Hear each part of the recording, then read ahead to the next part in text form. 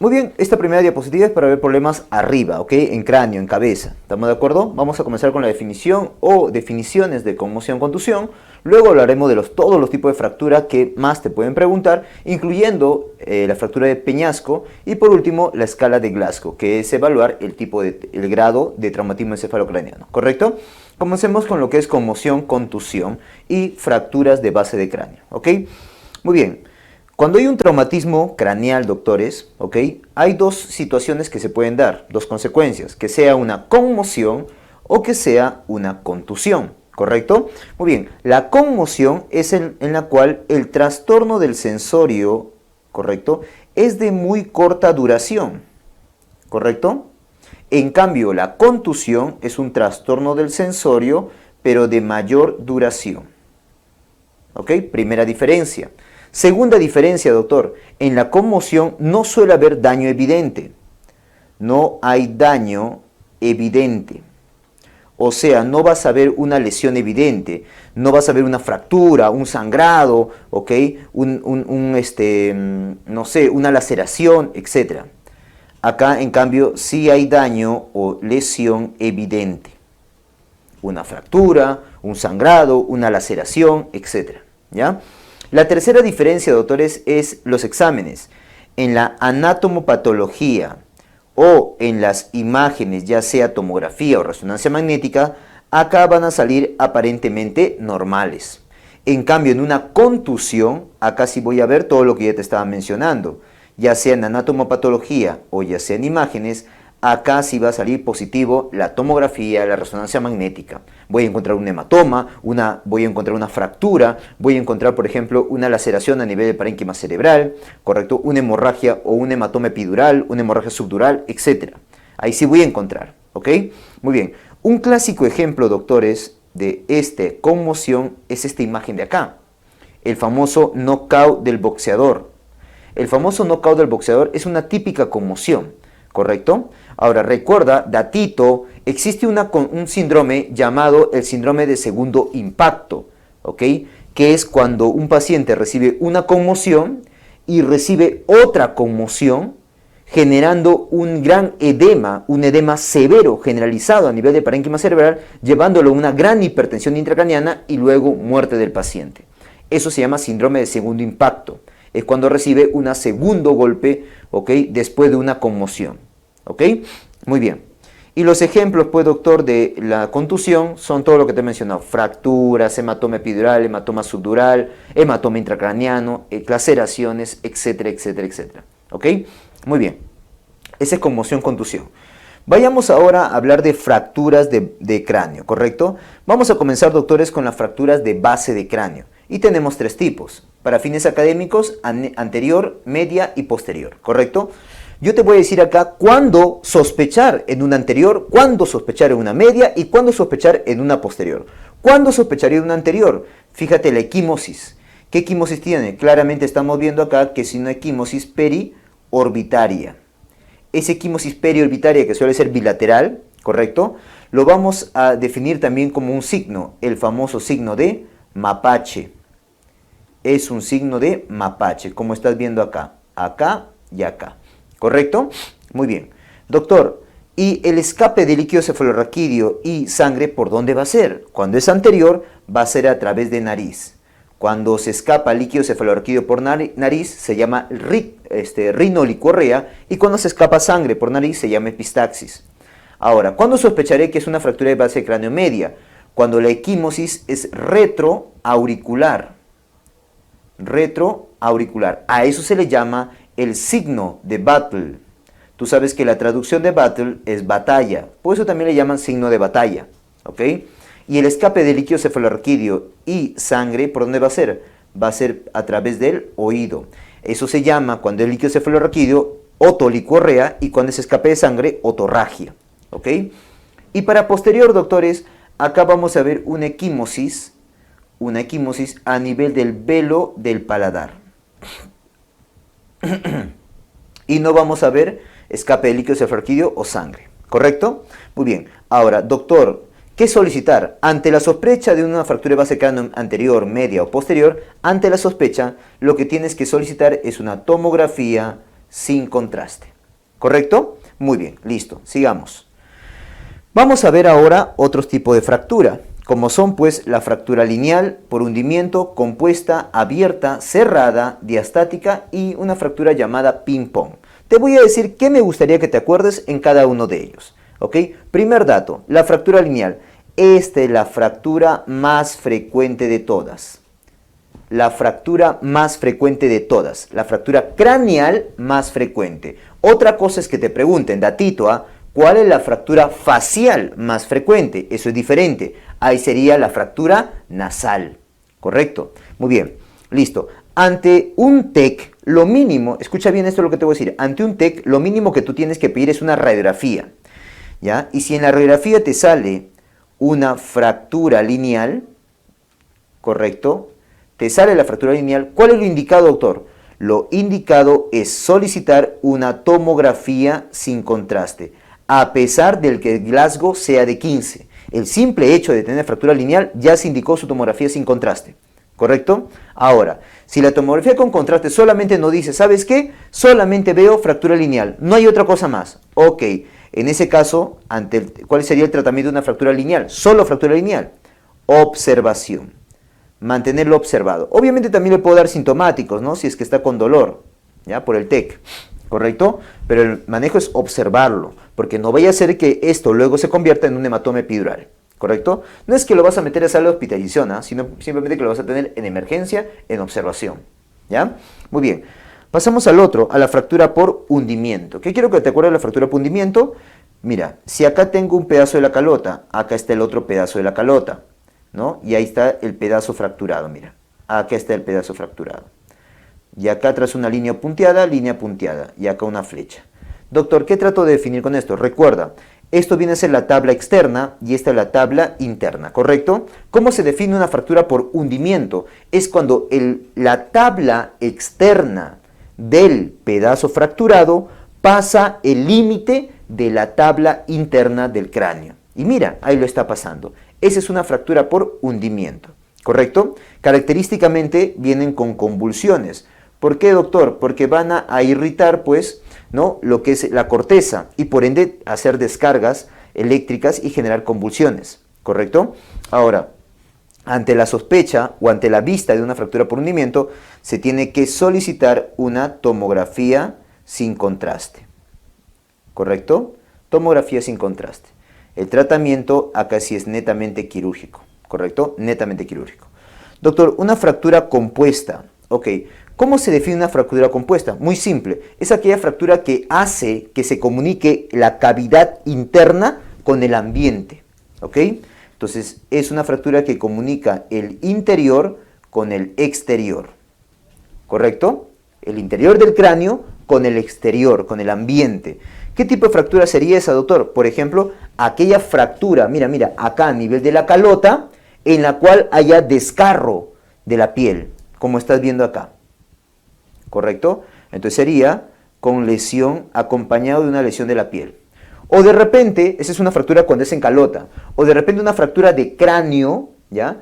Que comunica o que llega hasta destruir el oído medio. Si se destruye el oído medio, ese se comunica con la trompa de Eustaquio hacia la boca, y la boca luego con el ambiente. ¿Te das cuenta? Hay una comunicación que ya se establece. Otro, a nivel de senos paranasales. También lo mismo. Tú sabes que si la fractura hace que se comunique la cavidad con un seno paranasal, el seno paranasal está comunicado con la vía aérea superior y este con el ambiente. Entonces ya se estableció una comunicación. Otro, doctor, por ejemplo, con el mastoides. La misma lógica, ¿ok?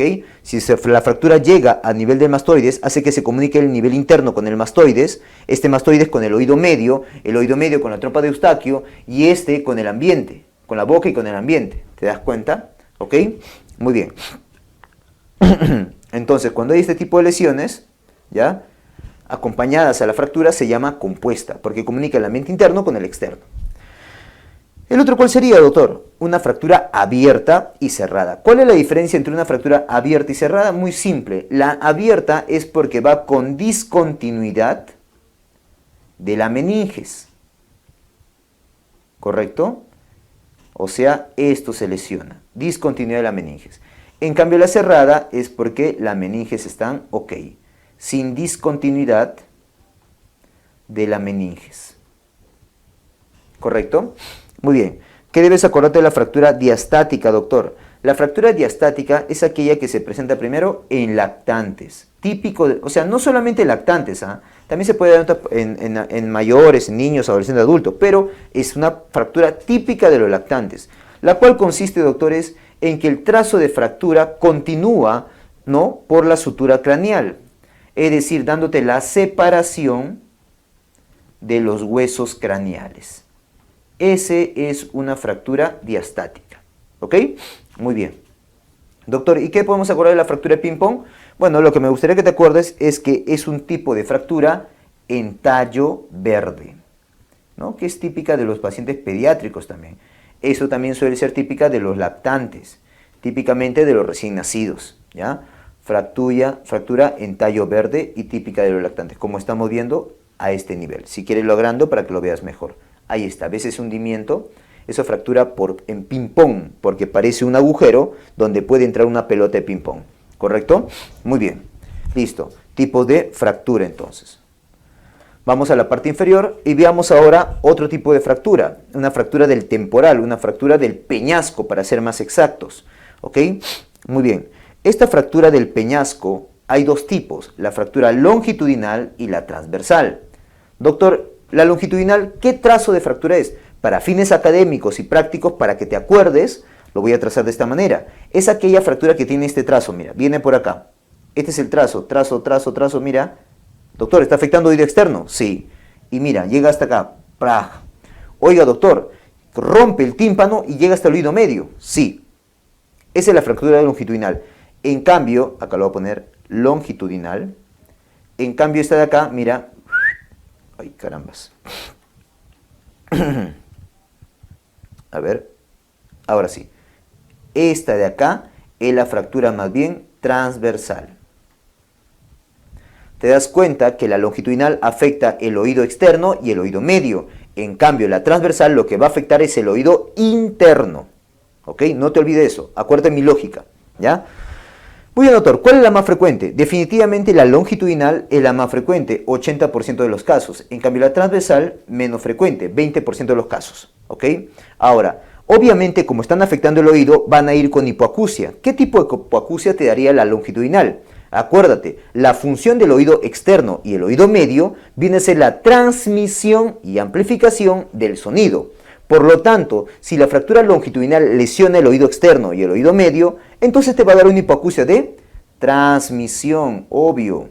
En cambio, la transversal está afectando el oído interno, que incluye la cóclea.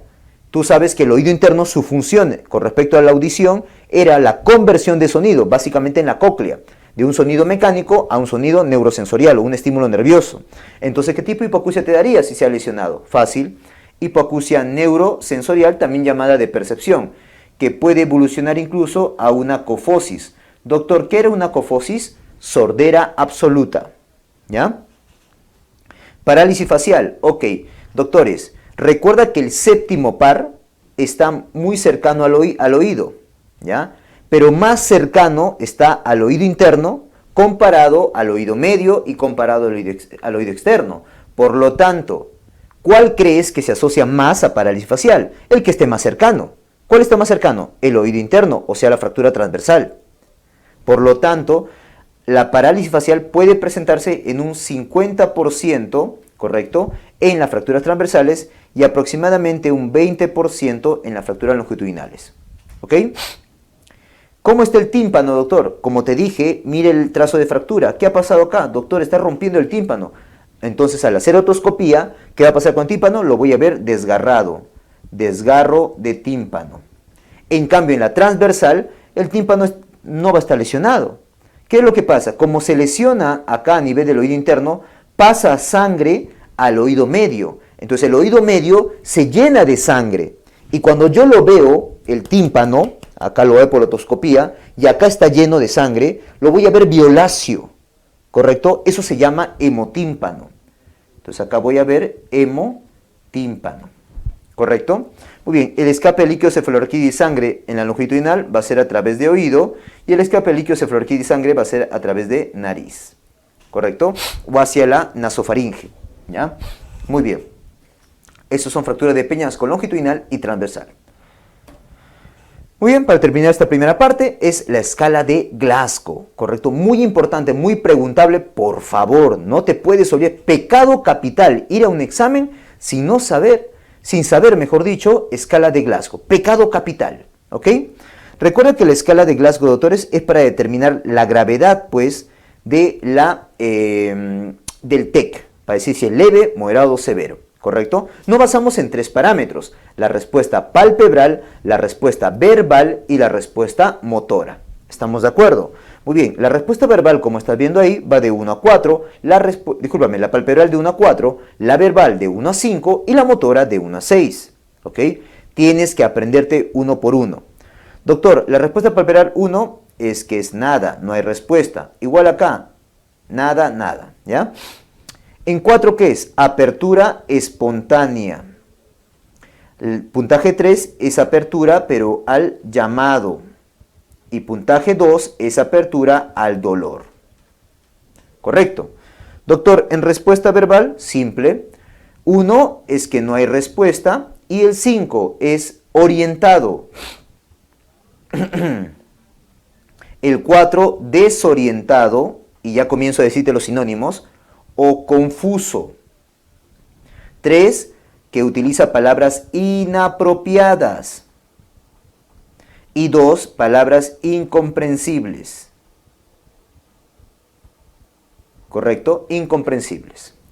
Muy bien, vamos a la otra. La respuesta motora.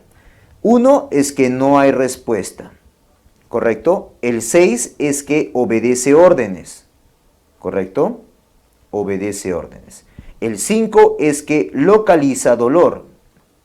Localiza dolor. El 4, y acá vienen los sinónimos y donde suelen confundirse, ¿ya?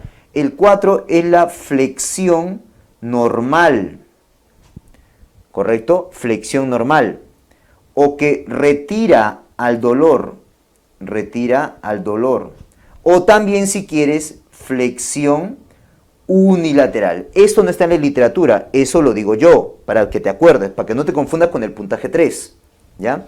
Ya que el puntaje 3 es la flexión anormal, patológica, ¿ya?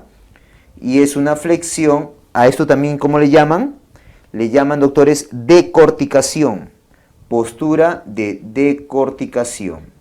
O si quieres, como yo le digo, la flexión bilateral, para fines prácticos de examen, ¿ya? Y 2 es la extensión patológica o anormal, o también postura de descerebración. Descerebración, ¿correcto? Muy bien, excelente. Y con eso, doctores, saco el puntaje, ¿ok? Doctor, ¿qué puntajes y qué grado hay? Hay 3 grados, grado leve, grado moderado y grado severo, ¿correcto? Cuando digo que es severo, cuando es menor o igual a 8. Cuando digo que es moderado, de 9 a 12. Y leve es pues de 13 a 15. ¿Ok? Recuerda que los límites del Glasgow es 3 y 15. Esos son los límites del Glasgow. ¿Ya? Muy bien. Doctor, ¿y cuál es el plan? Ok, doctores. El plan es el siguiente. Cuando es un TEC leve, lo indicado es lo mínimo que tienes que pedir una radiografía de cráneo. Más menos tomografía, ya depende de lo que tú encuentres. Y sería una tomografía sin contraste. ¿Estamos de acuerdo? Ok, ya depende de lo que encuentres. Lo mínimo que debes pedir es una radiografía, más menos tomografía. ¿Ya?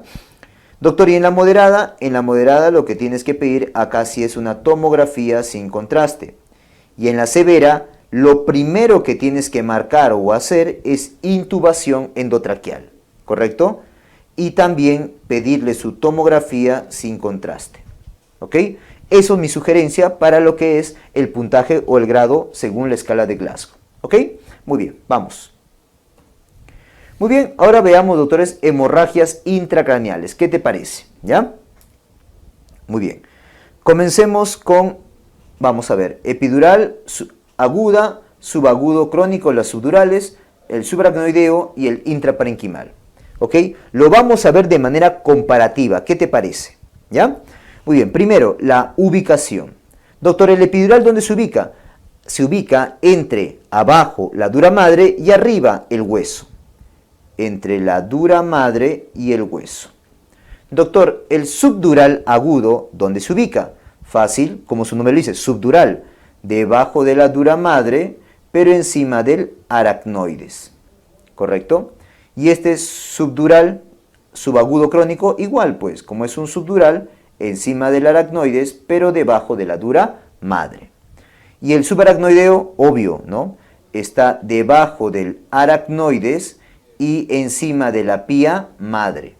Y el intraparenquimal, obvio, está dentro del parénquima pulmonar. Discúlpame, dentro del parénquima cerebral. Es obvio, ¿no? ¿Ok? Muy bien. Ahora, segundo nivel de diferencia, ¿cuál es el origen del sangrado? Ok, el origen de la epidural es un origen arterial. ¿De dónde? De la arteria meningia media y sus ramas. Datito, apúntalo ahí. Cuando sangra, estas ramas de la arteria meningia media se ubican en un espacio, ponlo ahí, en el espacio de Gerald-Marshall. Espacio de Gerald-Marshall, ¿ya? Hematoma subdural agudo. Este es un hematoma o un sangrado venoso. ¿De qué? De las venas corticales. Igual este de acá, venoso, de las venas corticales. ¿Correcto? Muy bien. Y el subaracnoideo, doctores, arterial. Y el intraparenquimal también suele ser arterial. Esto te estoy poniendo lo más común, por si acaso, porque también puede haber sangrados venosos, ¿ya? Pero ahí te pongo lo más común. Por ejemplo, en epidural también puede haber sangrado venoso, ¿ya? Pero suele ser arterial, por si acaso, ¿ya? Muy bien, listo. Vamos al otro nivel de diferencia. La causa, ¿ok? Para lo que son hematoma epidural y el subdural agudo, tiene que haber un trauma evidente. O sea, lo más común es que haya un trauma evidente. Doctor, ¿a qué se refiere con trauma evidente? Me refiero a que en la historia clínica te van a contar que te ha dicho, o te van a decir que hay un traumatismo automovilístico que ahorita se dio, se cayó del segundo piso, recibió un garrote en la cabeza, un martillo en la cabeza, ahorita se dio eso. Hay un trauma evidente, eso te van a contar. ¿Estamos de acuerdo? Típicamente, doctores, un datito más, es que en el hematoma epidural se asocia a fractura. ¿De quién? Del hueso temporal o parietal. Eso te van a decir. ¿Correcto? Típicamente. Por la ubicación, pues, de la arteria meningia media. ¿Ya? Muy bien. En cambio, en el hematoma subdural subagudo crónico, ¿correcto? Acá no hay un trauma evidente que ahorita se esté dando. Más bien lo que pasó es que hace tiempo tuvo un golpecito en la cabeza, ¿ya? Un golpecito trivial, que muchas veces nadie se dio cuenta. Un golpe trivial, que nadie se dio cuenta, ¿correcto? Okay. O no le dieron importancia. Muy bien, en hemorragia subaracnoidea puede haber causa, doctores, traumática, o sea, puede haber causa traumática, que para muchos es la más frecuente, pero la que te suelen preguntar en los exámenes no es la causa traumática, son las causas espontáneas. Esa es la que te suelen preguntar. Y estas espontáneas son debidas a ¿qué? A ruptura de aneurisma. Esa es la más frecuente. Ruptura de aneurisma. Si no hay ruptura de aneurisma, que lo más frecuente es en la comunicante anterior, ¿ya? Segundo puesto te sugiero marcar malformación arteriovenosa, ¿ya? En la hemorragia intraparenquimal lo mismo, hay causa traumática. Pero esa no suelen preguntarte, a ti te suelen preguntar las espontáneas. Esas espontáneas, ¿cuál es la causa más frecuente? En general, lo más frecuente, son enfermedades hipertensivas que generan microaneurismas, ¿correcto? ¿Estamos de acuerdo? Ahora, doctor, pero ten cuidado, si te ponen en un tipo de edad, por ejemplo, en anciano, ¿cuál sería la causa? Angiopatía amiloide. En cambio, en jóvenes yo pensaré malformación arteriovenosa. ¿Qué te parece? En general, enfermedad hipertensiva, o sea, secundaria a una enfermedad hipertensiva que desencadenó la producción de microaneurismas. ¿Ok? Pero si es anciano, angiopatía amiloide, y si es jóvenes, ahí pensaría una malformación arteriovenosa. ¿Estamos de acuerdo? Muy bien. Listo. Vamos a otro nivel de diferencia, con rojito, ¿ya? La clínica. En la clínica, doctores, vamos a ver con línea del tiempo, ¿ya? Esto marca la clínica y esto marca el tiempo. Acá igual, clínica, tiempo. Clínica, tiempo. Clínica, tiempo. ¿Correcto? Ya, mira lo siguiente.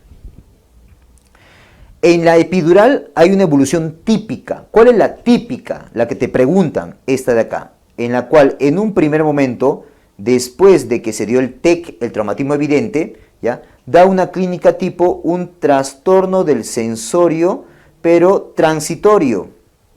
O sea, una aparente conmoción. Luego viene, ya no hay clínica, desaparece la clínica. Y al cabo de algunas horas viene con mayor clínica. Al cabo de 8 a 12 horas aproximadamente. ¿Viene con qué, doctor? Con trastorno del sensorio, que rápidamente te lleva a una hipertensión intracraniana y herniación, teniendo en cuenta que la herniación más frecuente es la herniación uncal. Este espacio, en la cual no hay clínica, a esto le llaman el espacio lúcido de Petit. Espacio lúcido de Petit. ¿Correcto? Muy bien. Ya, esa es la presentación típica, doctores. ¿Ya? La hematoma subdural agudo es también secundario a un TEC. ¿Correcto? Después del TEC, la clínica, desde que aparece, va increciendo, en aumento. ¿Correcto?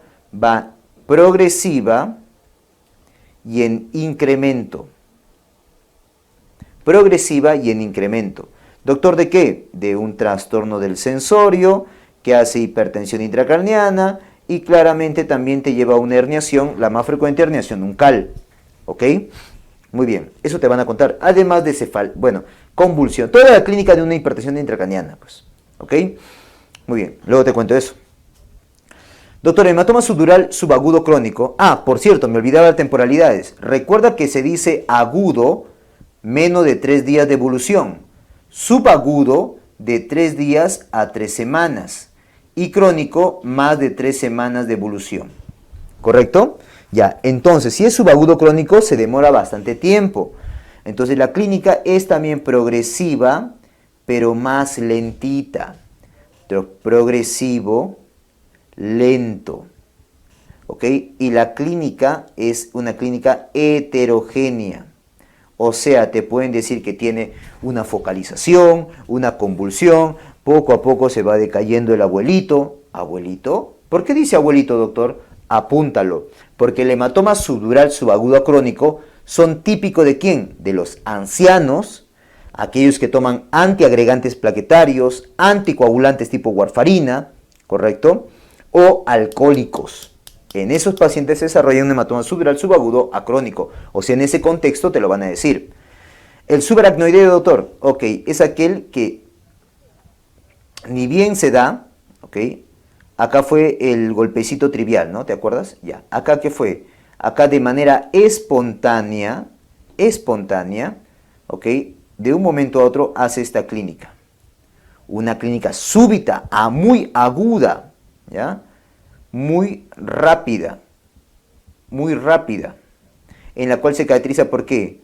Por una cefalea súbita, intensa, ¿correcto? Que rápidamente te lleva a un trastorno del sensorio y que al examen físico te hace rigidez de nuca, ¿ya?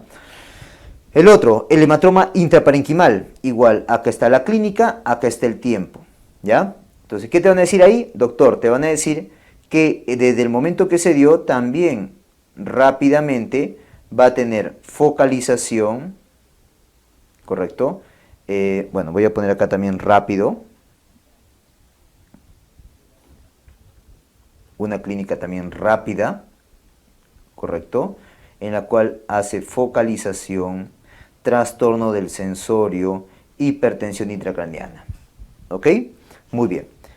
Ahora, doctor, con amarillo lo voy a poner, ¿ya? ¿Qué imagen pido ante la sospecha de cada uno de ellos? La tomografía sin contraste. ¿Y qué vería en la tomografía de un hematoma epidural? Como estás viendo ahí, una hiperdensidad en forma bicóncava. en lente biconvexo, ¿ya? Como estás viendo acá. E incluso con desplazamiento de la línea media, edema perilesional y colapso ventricular. En el hematoma subdural agudo lo que voy a ver es una hiperdensidad, o sea, color blanco, en forma semilunar. En el hematoma subdural subagudo acrónico puede ser iso o hipodenso. Cuando digo isodenso es porque tiene el mismo color del parénquima pulmonar, del parénquima cerebral mejor dicho, e hipodenso cuando es más negro, pero de forma semilunar.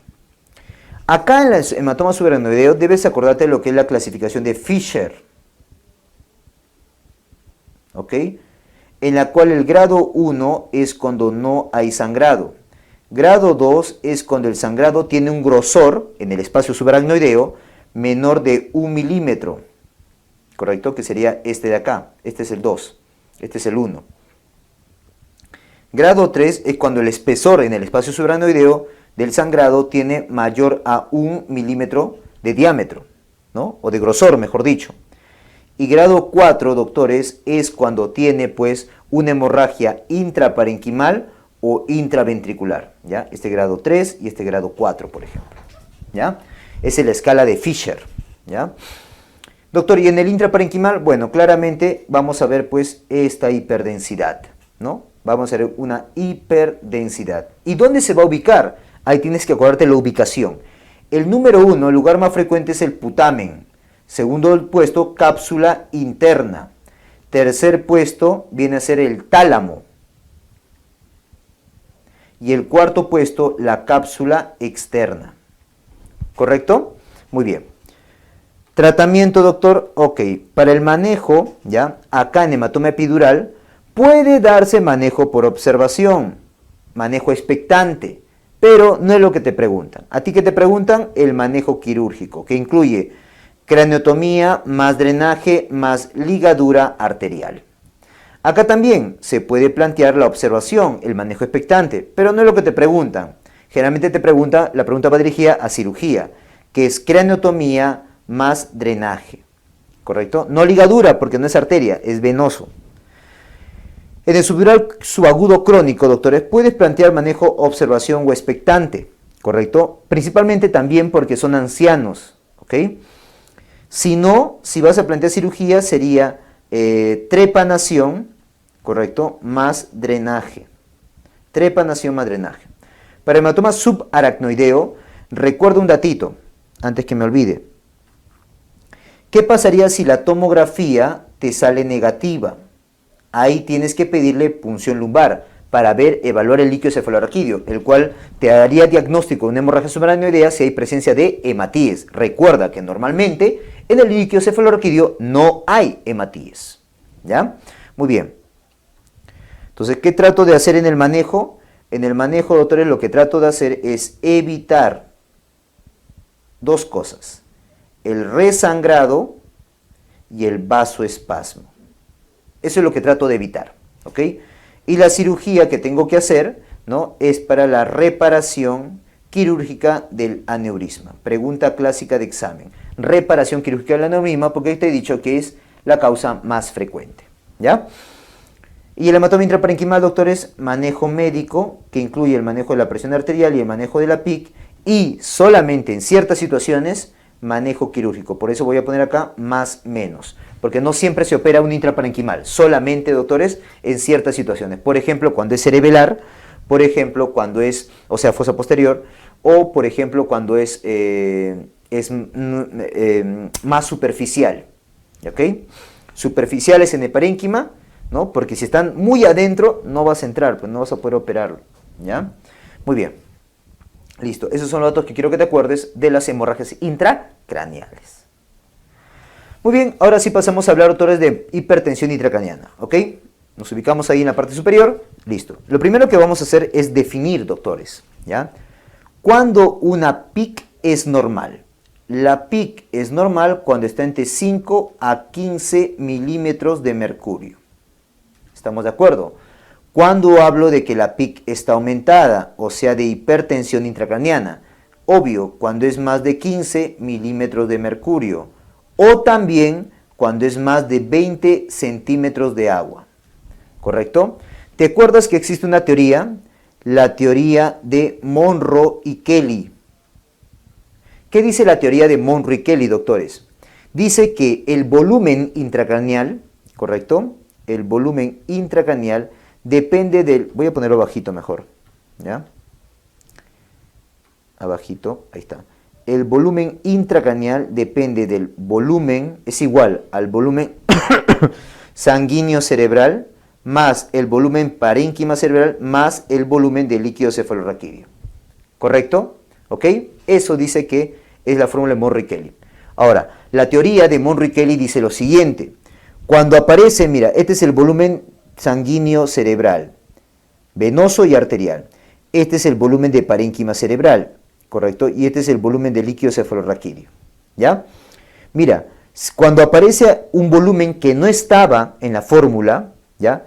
El cerebro trata, o el sistema nervioso trata de compensar. ¿Cómo? Drenando más sangre venosa, drenando más líquido cefalorraquídeo. Pero puede llegar un momento en que ya ni siquiera este ni este va a poder compensar eso, ¿correcto? Ya, esa es la teoría de Monro y Kelly. Entonces, con la teoría de Monro y Kelly decimos que, ¿por qué se da una hipertensión intracraneana? Porque se pierden los mecanismos compensatorios para mantener una PIC normal. O estos mecanismos compensatorios ya no pueden compensar, valga la redundancia, esta presión, ¿ya? Entonces, el nuevo volumen, o la nueva fórmula sería hipertensión intracraneana es igual al volumen sanguíneo cerebral más el volumen de parénquima cerebral más el volumen de líquido cefalorraquídeo más el volumen X. Ese X es el que está generando la hipertensión. ¿Ok? Muy bien. Si pasamos a la clínica, recuerda que hay dos triadas. La triada inicial, que es la triada clásica, yo le digo la inicial porque es la primera que aparece, y la triada tardía, que es la triada de Cushing. ¿Correcto? La triada clásica en orden, ¿cómo aparece? Primero aparece la cefalea, que es una cefalea holocraneana, pancraneana, que aumenta con las maniobras de Valsalva, con las maniobras o con los cambios de posición, ¿correcto? Y se da por irritación del quinto par, datito, irritación del quinto par, no te olvides. Segundo aparecen los vómitos, que son vómitos explosivos, en proyectil, matutinos, ¿correcto? Y tercero es el papiledema, es el tercero en aparecer también, según la temporalidad.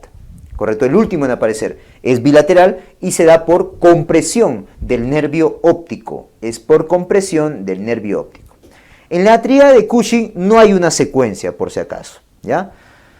Solamente diré que es bradicardia, es hipertensión arterial y trastorno en el ritmo ventilatorio. El más clásico, Cheyne-Stokes.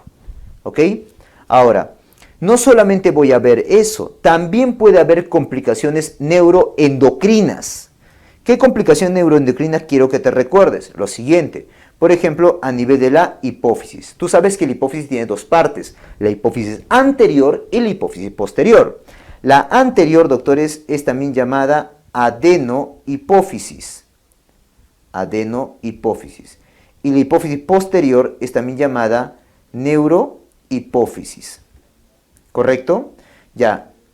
Cuando hay una hipertensión intracraneana puede lesionarse la adenohipófisis, llevándote a una disfunción de esta, o sea, un hipopituitarismo.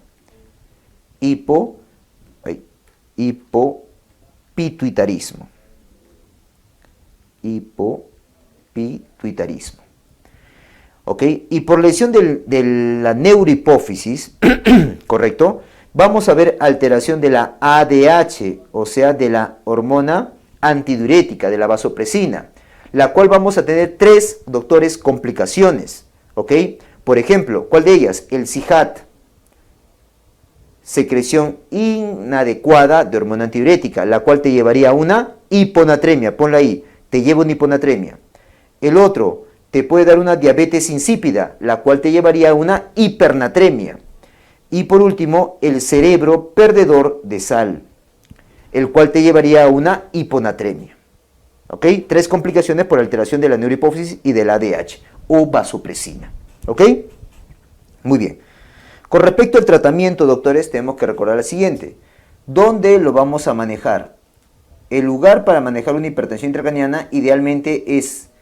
¡Ay, carambas! es en la UCI, ¿correcto? El manejo debe ser en la UCI, ¿ya? ¿Para qué? Para hacer la monitorización de la PIC, ¿ok? Monitorización de la PIC, ¿ya? Ahora, dentro del manejo general, ¿correcto? Que incluye la normoventilación, mantenerlo en normoventilación, mantenerlo en pseudoanalgesia, ¿correcto? La cabecera tiene que estar, ¿ok?, a 30 grados de altura, la cabecera, para que permita un mayor flujo de sangre, ¿correcto? Y bueno, evitar la fiebre, evitar las alteraciones de la glucosa, etc., ¿ya? Entonces, tratamiento de la fiebre, tratamiento de las convulsiones. ¿Ok? Muy bien. Ese es manejo general. El manejo específico, o sea, ya dirigido a bajar algo, tú le das para que baje la PIC. ¿Cuál sería el de elección? El de elección es el famoso manitol, diurético osmótico. Debes acordarte la dosis. De bolo, 1 gramo por kilo por bolo, un bolo. Y luego le dejas a 0.25 a 0.5 gramos por kilo cada 6 o cada 8 horas. Eso es para el manitol, ¿correcto?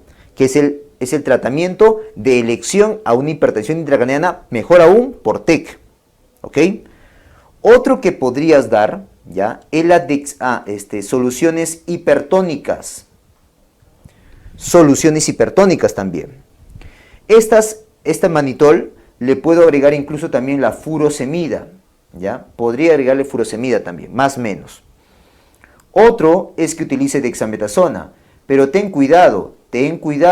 Esta dexametasona solamente te ayudaría cuando el edema, o mejor dicho, cuando la hipertensión se deba a un edema vasogénico. Ahí solamente. ¿Estamos de acuerdo? No vayas a dar dexametasona, por favor, en hipertensión de un hematoma epidural, por ejemplo. Ahí no vas a ver eso, ¿ya? Una dexametasona en un TEC, por ejemplo, no vas a dar eso, porque eso aumenta la mortalidad. Por favor, la dexametasona solamente cuando la hipertensión se debe a un edema vasogénico, por ejemplo, perilesional, peritumoral, por ejemplo, ¿ya? Muy bien. Otro, ya más agresivo, la hiperventilación terapéutica. Otro, la craniotomía, ¿correcto? Craniotomía descompresiva, ¿no? Descompresiva, ¿correcto? Ya, ese es manejo de hipertensión. Vamos a la siguiente. Herniaciones, ¿correcto? Muy bien. Hay 3 herniaciones que no debes olvidarte, ¿estamos de acuerdo? La sulfaxina, la uncal y la amigdalar, ¿estamos de acuerdo? La más frecuente, desde ya base te voy diciendo, es la uncal.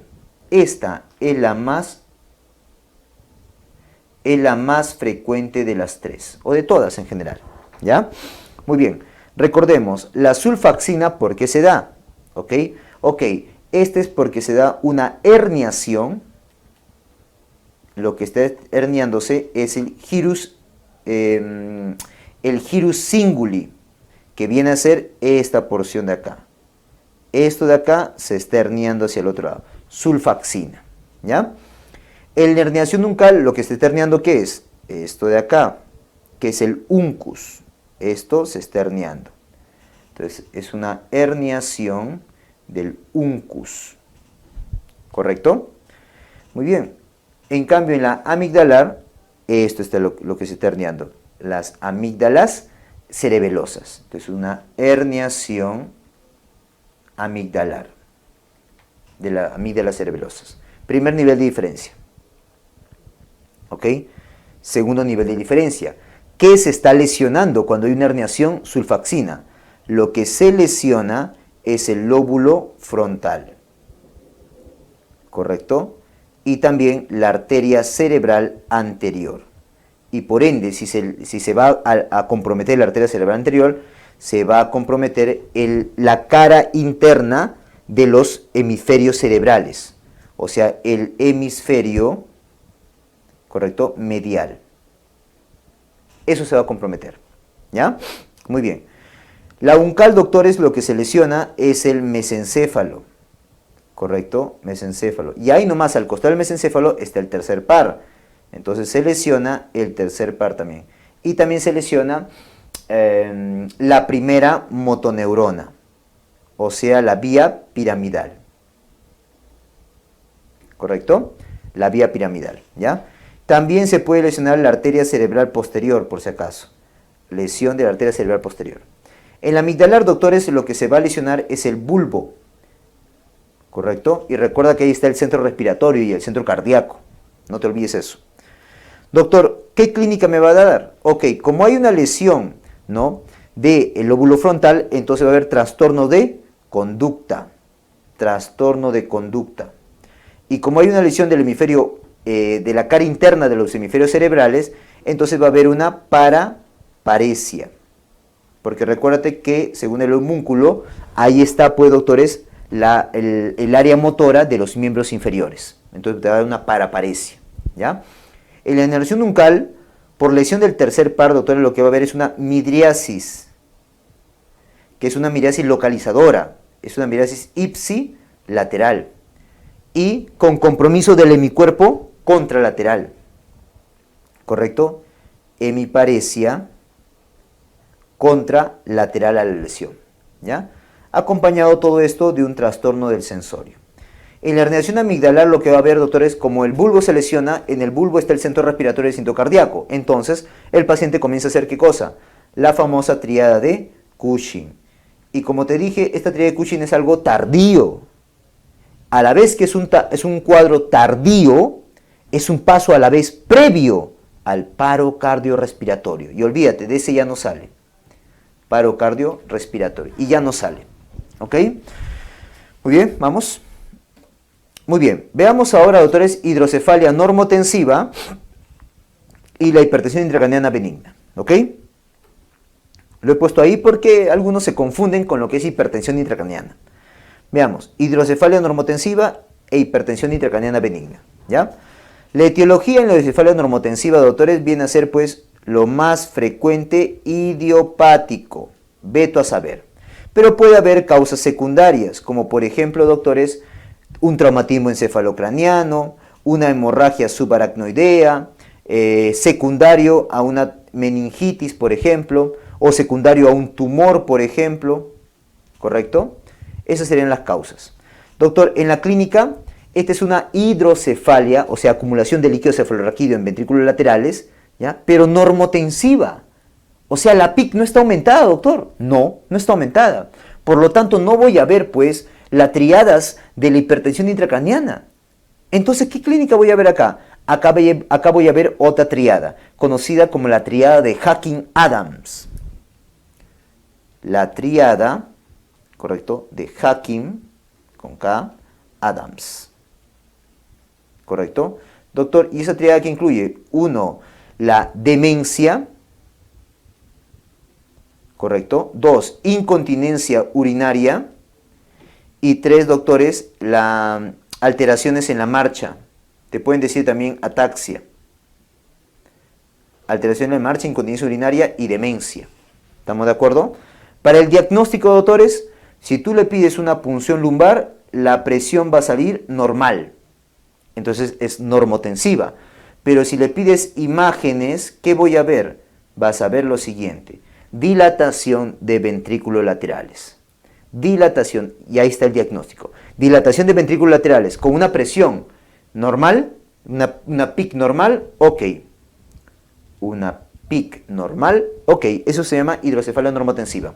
Acompañado, mejor aún, de la tríada de Hacking-Adams. ¿Ok? Ok. El manejo es simplemente una derivación, ¿correcto? A la vez que hago drenaje, ¿ya? También vas a hacer, obviamente, drenaje, pues. Drenaje, ¿no? En la cirugía, manejo es quirúrgico. Drenaje y colocación de un sistema de derivación. Por ejemplo, ventrículo peritoneal. ¿Correcto? Muy bien, pasemos a la hipertensión intracraniana, ahora sí, benigna. Hipertensión intracraniana benigna. Acá la causa más frecuente, doctores, también es idiopática. Lo más frecuente, idiopático. ¿Ok? Doctor, ¿puede ser secundario también? Sí, secundario, por ejemplo, a tratamiento hormonal o sea, fármacos en general, a enfermedades, por ejemplo, autoinmunes, tipo lupus eritematoso sistémico, tipo LES, ¿correcto? Sarcoidosis también, ¿ya? Se ha visto secundario eso. Pero lo más frecuente es que sea idiopático. ¿Y por qué puso una mujer ahí, doctores? Porque es más frecuente en mujeres con obesidad. Es más frecuente en ellas, ¿ya? Uy, te he puesto el símbolo de varón ahí, ¿no? Lapsus. Más frecuente en mujeres, ¿correcto? Con obesidad. Muy bien. En la clínica, acá, doctores, como su nombre lo dice, sí es una hipertensión intracraneana, ¿correcto? Por lo tanto, acá sí voy a ver la tríada de cefalea, ¿correcto? Vómitos, ¿ok? Papiledema, ¿no? También voy a ver alteración de pares craneales, alteración de pares craneales, como por ejemplo ptosis palpebral, diplopía, ¿correcto? O sea, lesión del tercero y del sexto par, respectivamente, ¿correcto? Entonces puedo ver esas alteraciones, convulsiones también, etcétera, ¿ya? El diagnóstico, ¿cómo lo hago? En el cual le pides una punción lumbar y acá la PIC está elevada, pero las imágenes van a ser normales. O sea, neuroimágenes tipo tomografía, resonancia. Mira la diferencia con la hidrocefalia normotensiva, ¿ya? Muy bien. El diagnóstico, recuerda que es por exclusión. Por cierto, a ese también le llaman pseudotumor cerebri. También le llaman así. ¿Ok? Menor de 40 años, o sea, jóvenes también. ¿Ya? Tiene que ver algo ahí las hormonas, por si acaso. Bueno, en el manejo, ¿cuál sería? En el manejo, doctores, tú lo que vas a hacer es una punción lumbar evacuatoria. Punción lumbar para evacuar. ¿Correcto? Evacuatoria. También le puedes dar fármacos, tipo, por ejemplo, acetazolamida. Acetazolamida. ¿Correcto? O sea, un diurético, ¿no? Algunos casos también le podría agregar corticoide. ¿Ya? Acetazolamida o corticoide. Y si no mejora con nada de eso, una cirugía, que puede ser una derivación, ¿no? Para colocar un sistema de derivación. ¿Ya? Muy bien, listo. Hasta ahí esta primera parte de lo que son problemas tipo hidrocefalia, normotensiva, hipertensión intracraneana benigna. ¿Ok? Muy bien. Y ahora vamos a ver, sigamos con problemas arriba, ¿ok? Craneales, que son los tumores intracraneales. Datitos que me gustaría que te acuerdas de cada uno de ellos, ¿ok? Avanzamos. Muy bien, entonces, tumores intracraneales. Vamos a ver metástasis, astrocitoma, meningioma, nervio del acústico, o bueno, neurinoma del acústico, craniofaringioma y oligodendroglioma. ¿Ok? Muy bien. Primero decirte que en el sistema nervioso central, ¿ok? Los tumores intracraneales, los más frecuentes son las metástasis. ¿Ok? Tú sabes que hay dos grandes tipos, las metástasis y los primarios, o sea, los que nacen propiamente acá en el sistema nervioso central. ¿Ok? Dividiéndolo así, los tumores intracraneales, las metástasis son las más frecuentes, ¿ok? Entonces, primer dato es que las metástasis son las neoplasias, lo he puesto al revés, ¿no? ¿Correcto? Son las neoplasias, ¿ok? Más frecuentes, primer dato. Ahora, doctor, más frecuentemente, ¿de dónde nacen? Lo más frecuente es que vengan, doctores, del pulmón. Eso es lo más frecuente, ¿correcto? Ahí tenemos, por ejemplo, el adenocarcinoma y el de células pequeñas. Muy importante recordar que son los que mandan metástasis al pulmón, al cerebro. ¿Cuál suele ser su ubicación, doctor? Eso lo voy a poner abajo mejor, ¿ya? Porque eso lo veo en las imágenes. La ubicación, doctores, ¿ya? Como estás viendo acá, suelen ser corticales o en la sustancia blanca. Entonces, pueden ser corticales, de ubicación cortical, y en la sustancia blanca. Ahí se suelen ubicar, ¿ya? Muy bien. Lo más frecuente es que se ubiquen ¿dónde? A nivel supratentorial o infratentorial. Supratentorial, como estás viendo ahí. Supratentorial es lo más frecuente, ¿correcto? Muy bien. Otro dato, doctores, es que típicamente pueden sangrar, ¿ya? Es común o suelen sangrar, ¿ya? Estas metástasis, ¿ok? Muy bien, ¿cuál sería su tratamiento? El tratamiento, doctores, estas metástasis lo que hacen es un edema perilesional vasogénico. Por eso ayuda muy bien acá la dexametasona. Y como es una metástasis, no te vas a meter a operar toda la metástasis. ¿Qué es lo que hacemos? Radioterapia. Acá es muy indicado la radioterapia. ¿Ok? Muy bien, estos datitos quiero que te acuerdes, ¿ya? Pasemos al astrocitoma. Recuerda que el astrocitoma nace ¿de dónde? Nace del astrocito, ¿correcto? Doctor, ¿qué neoplasia qué astrocitoma estamos viendo acá? El más frecuente, que es el glioblastoma multiforme. Glioblastoma multiforme. ¿Ok? Muy bien. Ahora, este doctor datito, es el más maligno de todos, o sea, el más agresivo, el más maligno, ¿correcto? Y también es el más frecuente primario, ¿no? ¿Te acuerdas que te dije que los tumores del intracraneales se pueden dividir en dos grandes grupos? Metástasis y los primarios, ¿ok? Los metástasis son los más frecuentes, y lo más frecuente es que venga de pulmón. Los primarios, los más frecuentes son astrocitomas, glioblastoma multiforme, ¿ya? Muy bien.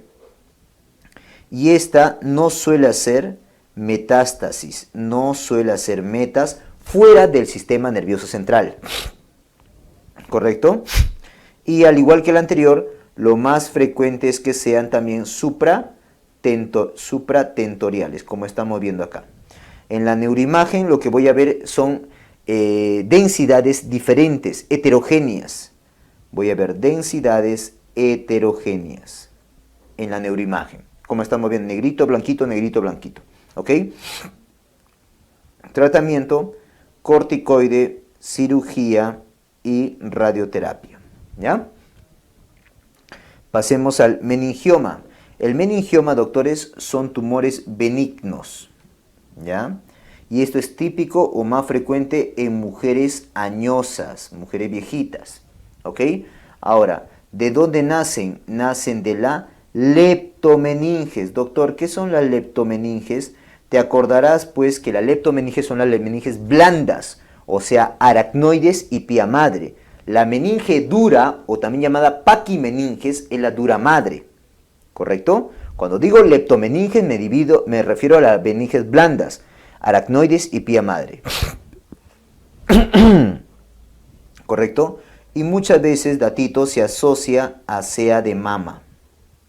¿Correcto? Se asocia a CEA de mama. En la neuroimagen que voy a ver, una tumoración extraaxial. Extraaxial. Típicamente bien homogénea, hiperdensa y de base es como un sol que nace, un sol naciente, ¿ya? Con una base en la leptomeninges, en las meninges. Como estás viendo acá, mira, esta sería la base y acá esta hiperdensidad homogénea, ¿ya? Muy bien. El tratamiento sería cirugía, segundo puesto, radioterapia. ¿Ok? Ahora, lo más frecuente, no se ve, en esa imagen no me ayuda muy bien, pero lo más frecuente es que se ubique en el seno sagital. Datito, en el seno sagital. ¿Ya? Vamos con otro, vamos con el famoso neurinoma del acústico.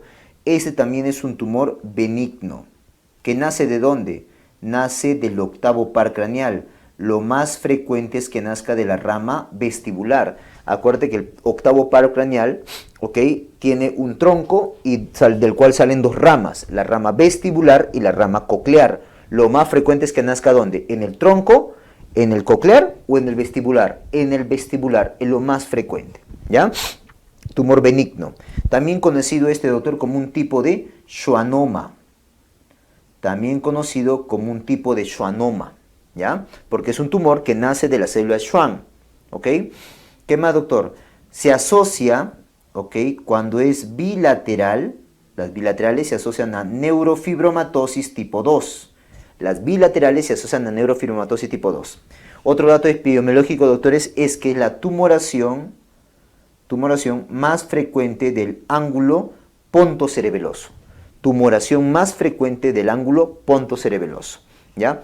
Tiene un crecimiento lento. Como tiene un crecimiento lento, la clínica es secuencial, tanto así que esta clínica se divide en tres fases. La fase neurológica, la fase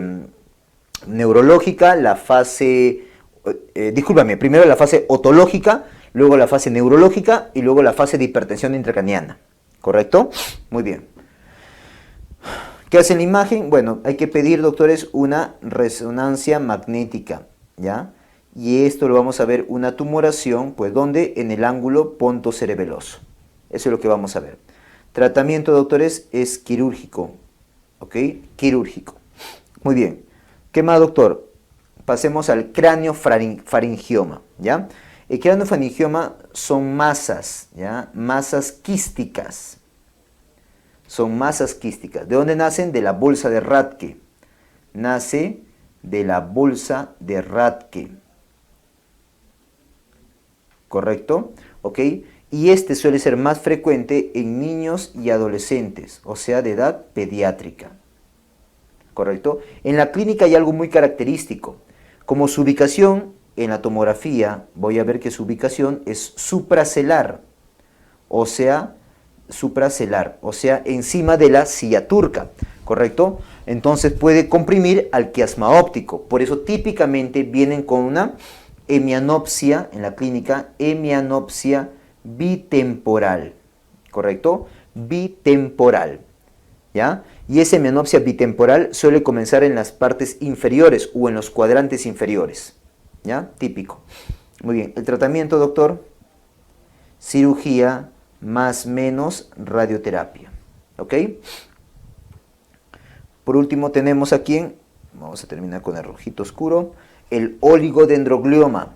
Estos, doctores, son los más benignos de todos, o sea, los más buenitos. Los oligodendrogliomas son los más buenitos. ¿Por qué también, doctor? Porque son los que más responden al tratamiento. Los que más responden al tratamiento que tú le indicas. ¿Ok? Un dato característico es que en la anatomopatología voy a ver células en forma de huevo frito. Células en forma de huevo frito. ¿Correcto? Y típicamente en las convulsiones, discúlpame, en la clínica aparecen convulsiones. ¿Ok? En la tomografía voy a ver una masa hipodensa, ¿correcto? Con calcificaciones. Masa hipodensa con calcificaciones, ¿correcto? Muy bien. Otros que pueden dar calcificaciones, apúntalo, los que calcifican, los tumores intracraneales que van a dar calcificaciones, el oligodendroglioma, el meningioma y el craniofaringioma, ¿ya? Calcificaciones, oligodendroglioma, craniofaringioma y el meningioma, los que hacen calcificaciones, además, ¿ok? Tratamiento, cirugía, ¿correcto? Ahí tienes un resumen entonces de los tumores intracraneales, lo que te pueden preguntar. ¿Estamos de acuerdo? Muy bien, vamos. Ahora veamos patología de médula espinal, ¿ya? Bueno, esto es para describirla nada más. Miren, doctores, esta leyenda no te la he puesto, ¿no? Pero no importa, ahí está. Lo vamos a describir igual abajo, ¿ya? Vamos a ver las patologías de la médula espinal, ¿ya? Síndrome de sección de médula completa. Síndrome de sección de médula completa o sección medular completa, ¿ya? Es porque se lesiona todo, pues como estás viendo acá, ¿ya? Doctor, a partir de esa lesión para abajo, ¿qué va a tener? ¿Qué clínica? Ok, color amarillo, va a haber un déficit motor del patrón piramidal, o sea, de la primera motoneurona, ¿ok? Alteración de primera motoneurona, ¿correcto? ¿Qué más va a tener? Alteración termoalgésica de primera motoneurona y alteración termoalgésica. También una alteración vibratoria posicional. Alteración vibratoria posicional, además de la termoalgésica, ¿correcto? Muy bien, el otro es la síndrome de hemisección medular, también llamado síndrome de Brown-Séquard. Lo voy a poner acá arriba. Síndrome de Brown, correcto, Séquard. Correcto, síndrome de hemisección medular. Miren, ahí está la lesión. En el mismo lado en el lado ipsilateral, voy a poner acá, ¿no? ¿Qué va a tener? Va a tener una alteración de primera motoneurona, ¿correcto? Y va a tener también una alteración vibratoria posicional. En cambio, en el lado contralateral, ¿qué va a tener? Va a tener una alteración termoalgésica, ¿correcto? Muy bien, listo. El otro es el síndrome medular central, también conocido como síndrome de Schneider. Síndrome de Schneider. Falta la N ahí. Schneider. Síndrome de Schneider, ¿ya? Síndrome de medular central. El problema comienza acá. Por eso va a tener solamente un problema en una sección del cuerpo, ¿ya? ¿Eso qué va a tener, doctor? Va a tener una alteración de segunda motoneurona. Alteración de segunda motoneurona. ¿Correcto? Ah, no, espérate. Espérate. Es una alteración, lapsus mío. A ver, espérate. Ah, no. Va a tener una alteración, doctores, termoalgésica primero. Alteración termoalgésica, lapsus mío, ¿ya? Y luego, según vaya progresando, va a tener de primera y de segunda motoneurona, ¿ya? Según cómo va progresando esta dilatación, cómo se va lesionando de adentro hacia afuera, va a tener luego alteración de primera motoneurona y alteración de segunda motoneurona. ¿Estamos de acuerdo? Muy bien. Eso es lo que ocurre, por ejemplo, en la siringomielia. En la siringomielia ocurre eso. Síndrome de arteria espinal anterior, o sea, se lesiona la parte de la médula en la cual está irrigada por la arteria espinal, porque la arteria espinal es una sola, la arteria espinal anterior es una sola, la arteria espinal posterior son dos, ¿ya? Muy bien, todo esto está irrigado por la arteria espinal anterior. Muy bien, desde el lugar de la lesión hacia abajo, ¿qué va a tener, doctor? Va a tener una alteración de primera motoneurona, va a tener también una alteración termoalgésica, ¿correcto? Alteración de primera motoneurona y alteración termoalgésica. El otro es la lesión combinada de cordones posteriores, o sea, de esto, cordones posteriores, por donde pasa la sensibilidad vibratoria posicional, y la alteración de de las columnas blancas laterales, o cordones blancos laterales, por donde pasa la primera motoneurona, o sea, por donde pasa la vía piramidal. Por lo tanto, ¿qué va a tener, doctor? De acá para abajo va a tener una alteración vibratoria posicional y una alteración de primera motoneurona. ¿Correcto? Muy bien. El otro es el síndrome de cordón posterior, o sea, se lesiona solamente las columnas blancas posteriores. Va a tener desde el lugar de la lesión hacia abajo una alteración vibratoria posicional nada más. ¿Ok? El otro es el síndrome de astas anteriores. Recuerda que por acá está naciendo la segunda motoneurona, por lo tanto te va a dar clínica o alteración de segunda motoneurona. ¿Correcto? Alteración de segunda motoneurona. Y el otro es la lesión combinada de cordones laterales, o sea, de la vía piramidal, y de astas anteriores, o sea, de segunda motoneurona. Entonces va a haber alteración de primera motoneurona y alteración de segunda motoneurona en la distribución que estás viendo acá, ¿correcto? O sea, esta de acá, esta es la alteración de primera motoneurona, el amarillo, y esta de acá, que es la alteración de la segunda motoneurona, que es lo que está medio irregular, ¿ok? Muy bien, esos son los síndromes que se pueden aparecer en la patología médula espinal, ¿ya? Vamos.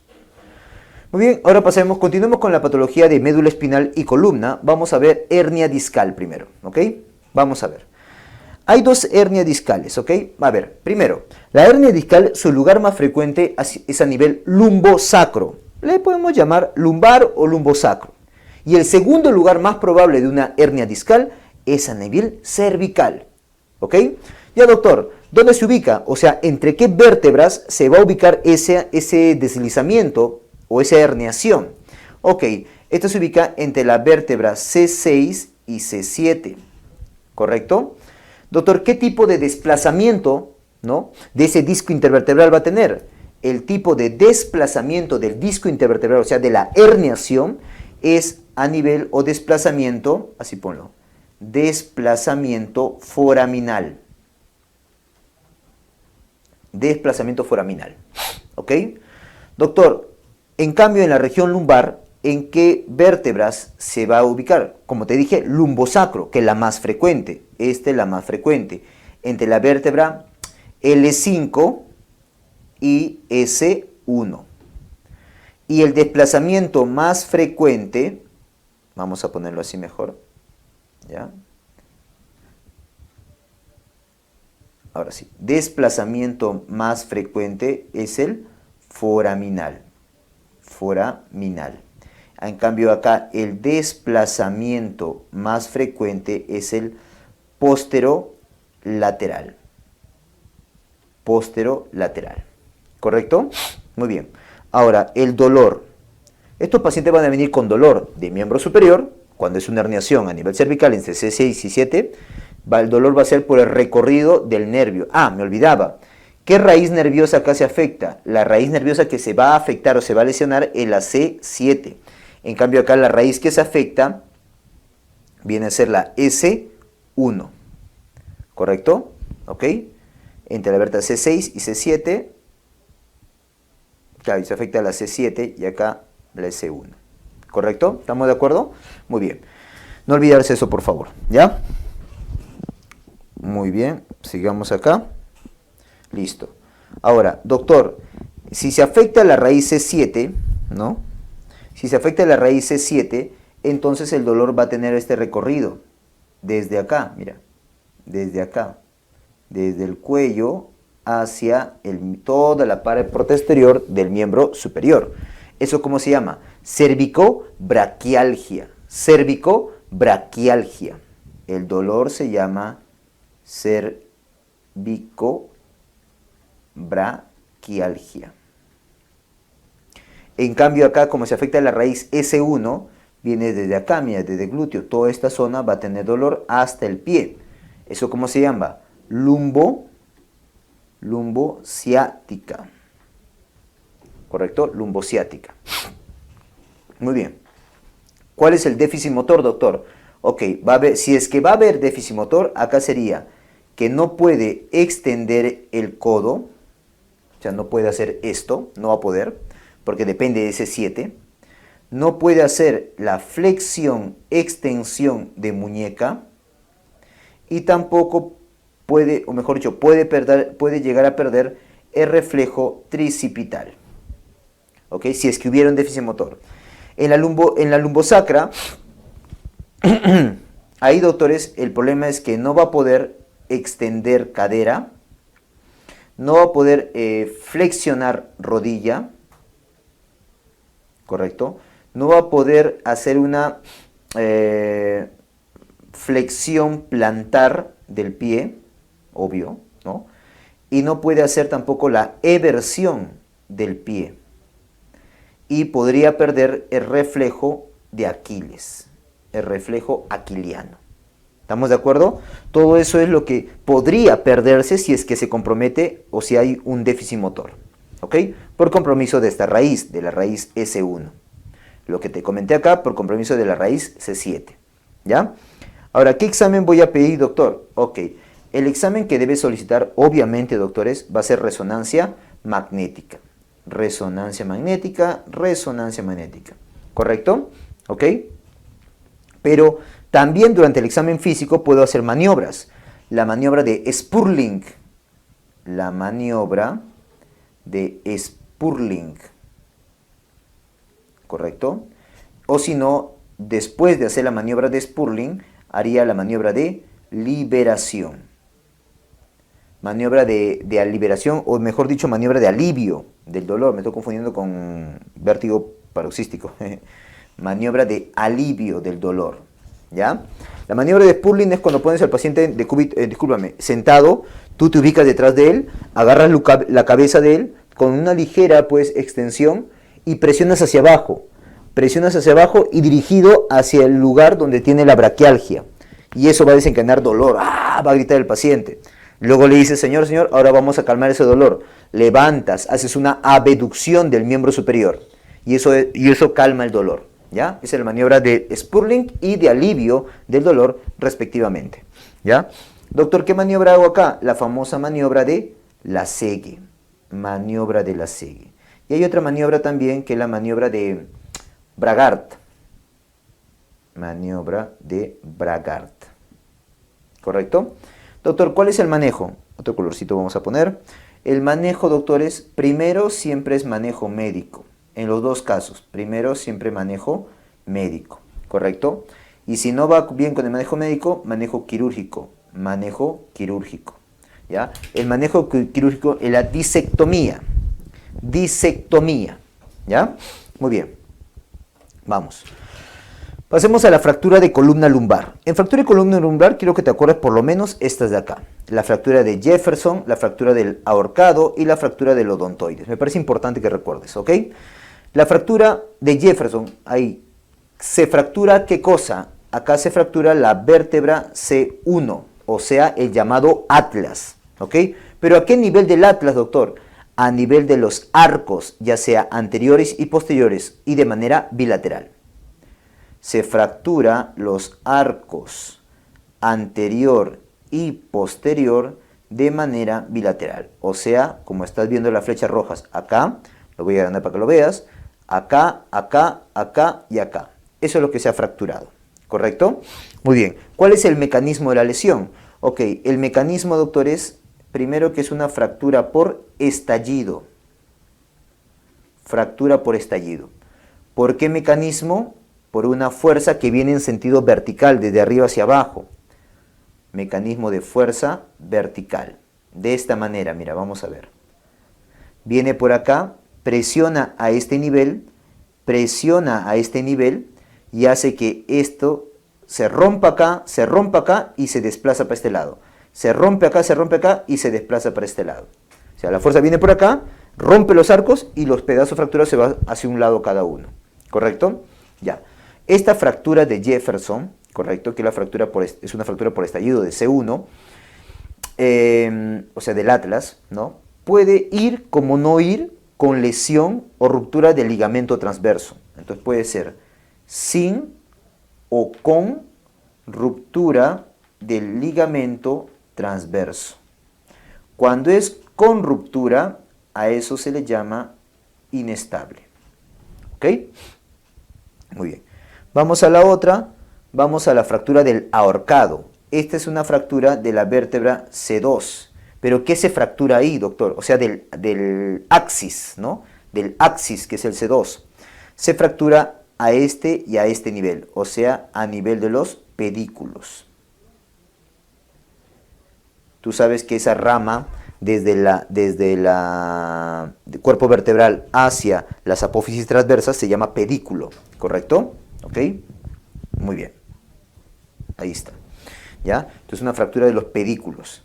¿Por qué mecanismo? Es por mecanismo de hiperextensión, ¿no? Cuando está el ahorcado, el cuello se va para atrás o la cabeza va para atrás por hiperextensión.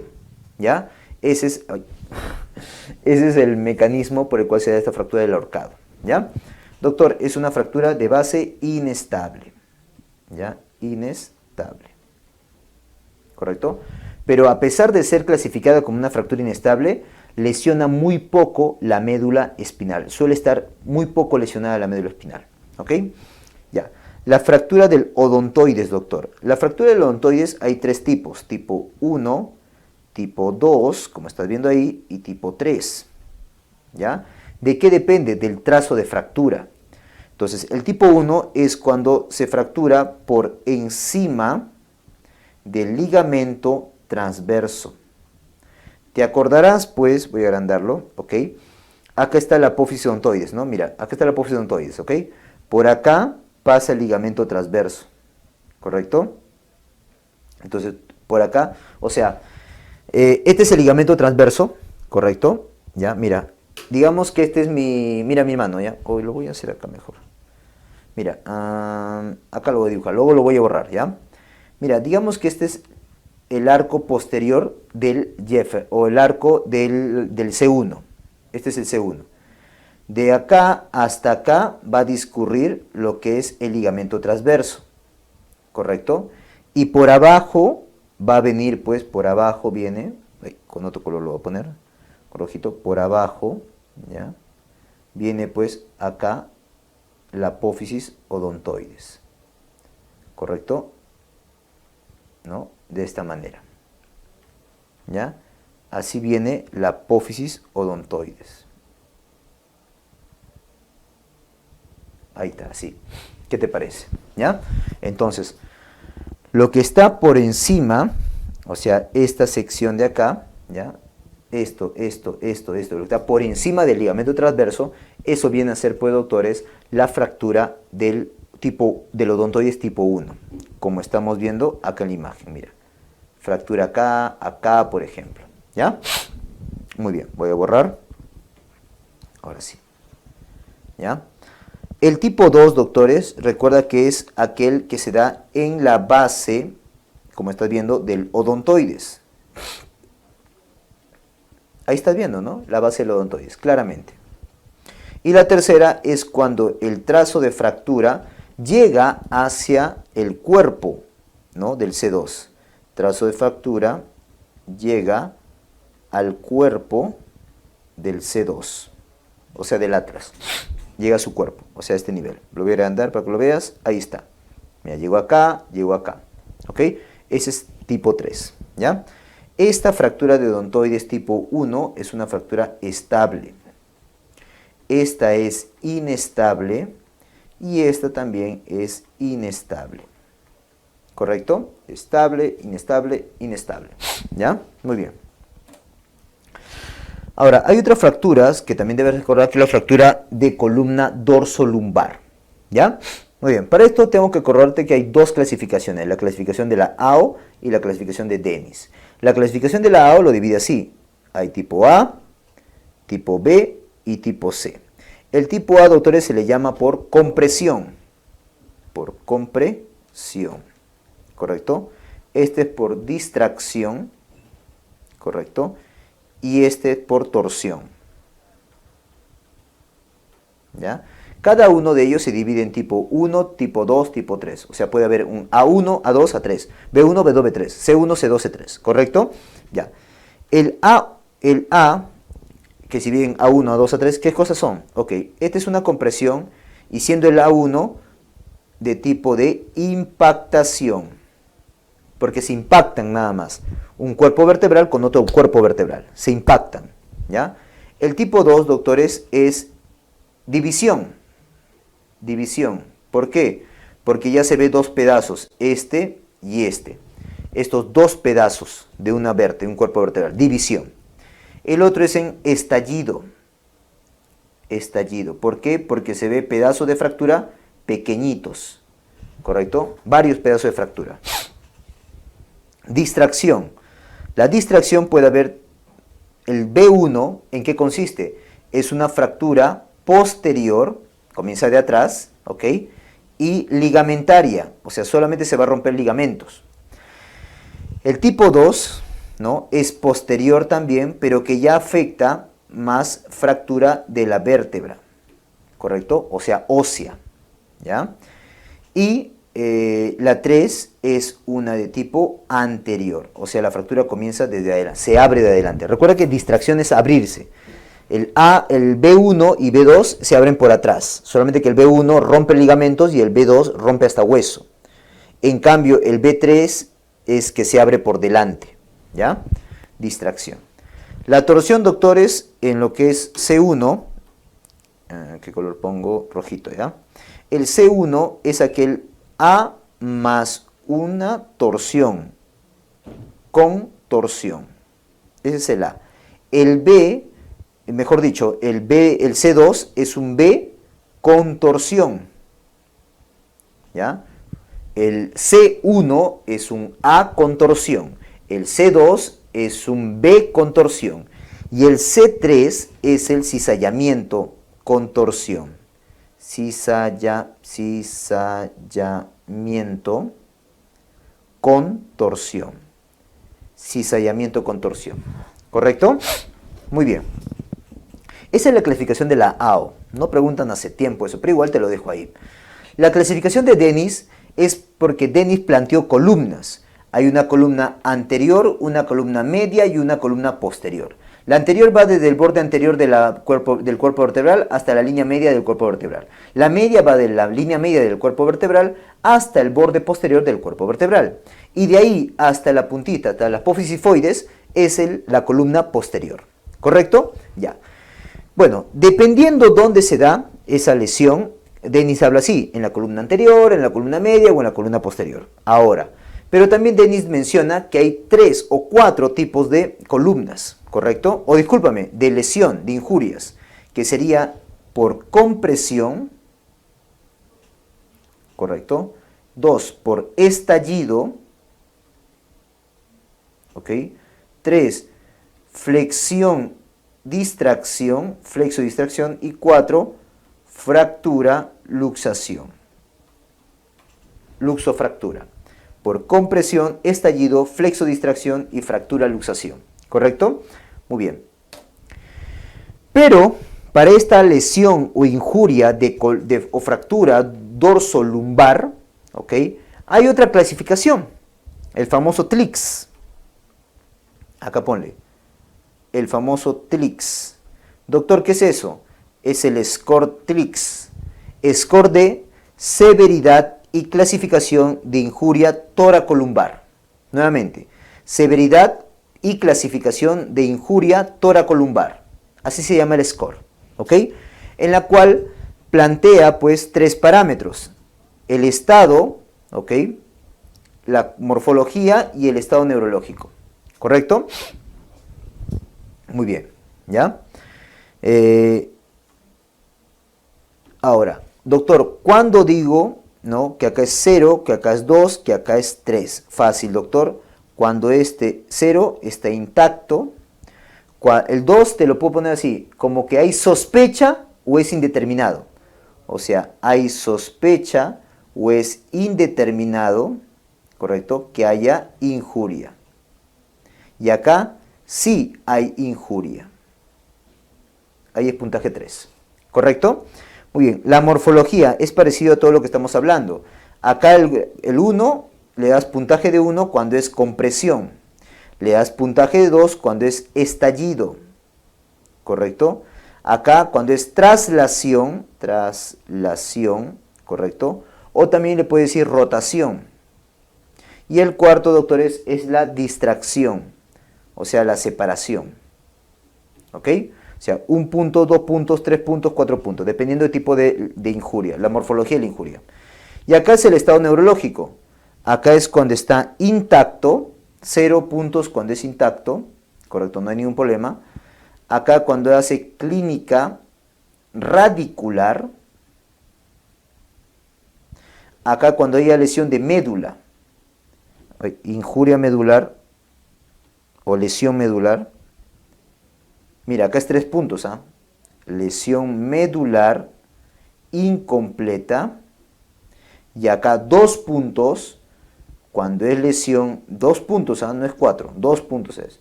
Lesión medular completa. Y 3, cuando hay síndrome de médula anclada o cauda-equina. Cauda-equina. ¿Correcto? Muy bien, ahí está.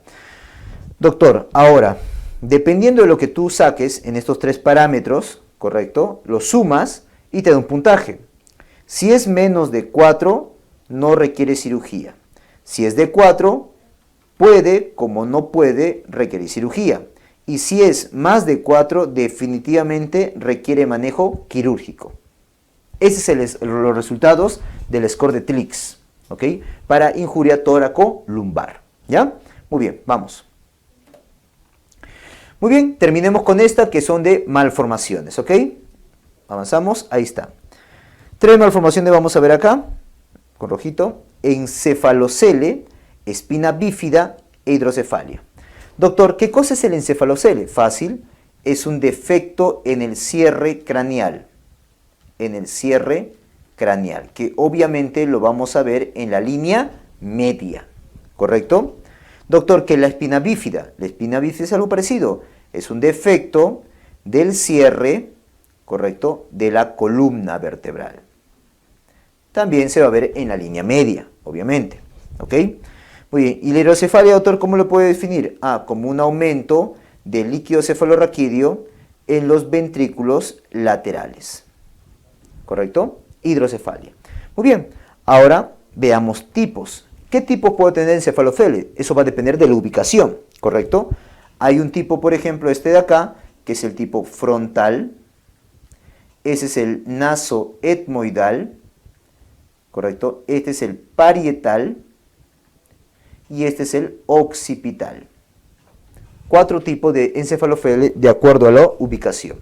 Ahora, además, ese es de acuerdo a la ubicación, pero además yo puedo, esa es una manera de dividirlo. La otra manera de dividirlo es de acuerdo a lo que contiene. Hay encéfalocele, así solo, o encefalomielocele, o meningocele, ¿correcto? A ver, vamos a poner así, encefalocele o encefalomielo-meningocele, ¿ya? Encefalocele y encefalomielo-meningocele, ¿correcto? Entonces, ¿cuál es la diferencia? Que el encefalocele solo contiene el líquido cefalorraquídeo y el encefalomielo-meningocele es el que contiene, pues, doctores, parénquima cerebral, ¿correcto? Muy bien. Vamos al otro. Acá, la espina bífida. La espina bífida va a tener un tipo, 2 tipos, 3 tipos. Este de acá, el tipo 1, viene a ser la espina bífida oculta. El tipo 2 es el mielo-meningocele. Ay, discúlpame, el meningocele, mejor dicho. Voy a borrar todo. El meningocele. ¿Correcto? Y este viene a ser el mielo-meningocele. ¿Estamos de acuerdo? ¿Estamos de acuerdo? Muy bien, listo. Doctor, ¿y en la hidrocefalia? Bueno, hay 2 tipos muy importantes. La comunicante, ¿correcto? Y la no comunicante. Doctor, ¿cómo que la comunicante no comunicante? Ok, te acordarás pues que hay una circulación de líquido cefalorraquídeo. ¿Estamos de acuerdo? Ok. Hay una circulación en el líquido cefalorraquídeo, comenzando la producción de los plexos coroideos, va a los ventrículos laterales, luego al tercer ventrículo, luego al cuarto ventrículo, luego, pues, doctores, a la cisterna, luego pasa al espacio subaracnoideo y así discurre también por el conducto ependimario. Llega a las vellosidades aracnoideas y se reabsorbe, ¿no es así? Hay una circulación entonces del líquido cefalorraquídeo. Ahora, cuando hay una hidrocefalia y esa circulación está intacta, eso se llama, doctores, comunicante, porque todo está comunicado, ¿ya? Pero si hay una hidrocefalia, o sea, una dilatación ventricular por acumulación de líquido cefalorraquídeo, pero debido a que hay una obstrucción, hay un stop en la circulación, eso se llama no comunicante, porque deja de estar comunicada toda la circulación, ¿correcto? Muy bien, comunicante y no comunicante. Muy bien, ¿qué exámenes vamos a pedir? Obviamente, doctores, vamos a pedir imágenes, pues, ¿no? Imágenes, por ejemplo, tomografía o resonancia magnética. Acá igual, ¿no? Tomografía, bueno, las imágenes pueden incluir, vamos a poner mejor así, tomografía, resonancia magnética, ecografía también, acá también, ecografía, tomografía, resonancia magnética, acá también ecografía, tomografía, resonancia magnética. E incluso acá, doctores, voy a ver cómo el perímetro cefálico aumenta por encima de lo normal. O sea, yo mido todos los días y voy a ver cómo va aumentando, ¿ya? El perímetro cefálico, justamente ayuda. Obviamente lo ideal es pedir neuroimágenes tipo tomografía de resonancia, tomografía de resonancia, tomografía de resonancia. Eso sería lo ideal, ¿ya? Y si es columna, mejor aún resonancia magnética, ¿ya? Muy bien. El manejo, doctores, obviamente acá es reparación quirúrgica del defecto. Acá también reparación quirúrgica del defecto, ¿correcto? A menos que sea una espina bífida oculta, no hay mayor cosa, pero cuando son las abiertas, o sea, meningocele y mielomeningocele, esas sí requieren antibiótico y cirugía, ¿ya? Y acá, doctores, cirugía que incluye la derivación, por ejemplo, lumboperitoneal. Un sistema de drenaje lumboperitoneal, ¿correcto? Muy bien, vamos. Otra malformación es la famosa malformación de Chiari, ¿ya? La malformación de Chiari, ¿ya? Arnold Chiari, ¿no? Arnold Chiari. Bueno, clásicamente decían que hay 4 tipos, ¿ya? Te voy a escribir los 4 tipos. ¿En qué consiste el tipo 1, doctor? Es una herniación, ¿correcto? ¿Ya? De las amígdalas cerebelosas, ¿Cuánto? Mayor o igual a 5 milímetros. Doctor, ¿pero de dónde mido, pues? Desde la altura del agujero magno, que pasan a través del agujero magno. ¿Correcto? Muy bien. En la clínica, doctores, estos suelen ser asintomáticos, no pasa nada, ¿ok? El diagnóstico, por eso, es un diagnóstico casual en adulto. O sea, tú pides neuroimagen por algún otro motivo y ves un pasaje de las amigas cerebelosas a través del agujero magno mayor o igual a 5 milímetros, sería un Arno-Chiari tipo 1, ¿correcto? Y es un diagnóstico casual, no viene por clínica, nada más que le pediste por otra cosa, ¿ok? Tipo 2, doctores, es lo mismo, ¿ya? Comillas voy a poner, es lo mismo, o diéresis, ¿no? Y, comillas, y a esto le sumas, ¿no? Que se hernia más el vérnix cerebeloso. También más la médula cerebelosa. ¿Correcto? Entonces, además de lo de arriba, de esos mayor o igual a 5 centímetros, a 5 milímetros, se va a herniar el vérnix cerebeloso y médula cerebelosa. Este tipo 2 muchas veces se acompaña de mielomeningocele, de ubicación lumbar, ¿correcto? Mielomeningocele lumbar, más hidrocefalia. O sea, así suelen nacer los pacientes, ¿ok? Tratamiento, ¿o en quién se presenta esto? En recién nacidos. El tratamiento obviamente va a ser quirúrgico, ¿correcto? Muy bien. El tipo 3, doctores, es cuando hay un desplazamiento ya, ahora sí, de el contenido de toda la fosa posterior se desplaza. Es un desplazamiento del contenido, ¿correcto?, de la fosa posterior, ¿no? De ese espacio infratentorial, todo baja, ¿ya? Muy bien. Este muchas veces se acompaña o va con encefalocele, de tipo occipital. Ya tú sabes qué es eso. Encefalocele de tipo occipital. Este es el más sintomático grave. Este es el más grave. Que hace clínica más grave, ¿ya? El que hace clínica más grave. Escucha bien cómo lo digo, porque cuando te hable del cuarto, te voy a decir que es incompatible con la vida, es otra cosa, ¿ya? El cuarto, doctores, es la ausencia de contenido de la fosa posterior. Obviamente esto es incompatible con la vida, porque ahí está el centro respiratorio, el centro cardíaco, cómo va a respirar, cómo va a latir su corazón, ¿ok? Muy bien. Ese es de Chiari. ¿Vamos? Muy bien. Y por último, doctores, lo que es la lesión de nervio. Para ver la lesión de nervio, doctor, primero tienes que recordar, pues, las capas que van a recubrir a un nervio, ¿ok? Entonces tenemos acá, esta de acá, voy a señalar con negrito, con rojo, ¿no? Ya, con rojo. Esto viene a ser, este melón es el epineuro, ¿correcto? Este celeste o medio lila que es el perineuro. Y este de acá, de color rosado también, o melón, es el endoneuro. ¿Correcto? Luego viene el verdecito, que viene a ser pues la célula Schwann con la mielina, y el amarillo obviamente es el axón, el nervio, ¿correcto? O axón, ¿ya? Muy bien, listo. Dependiendo qué se lesiona, ¿ya? Vamos a ver acá los grados.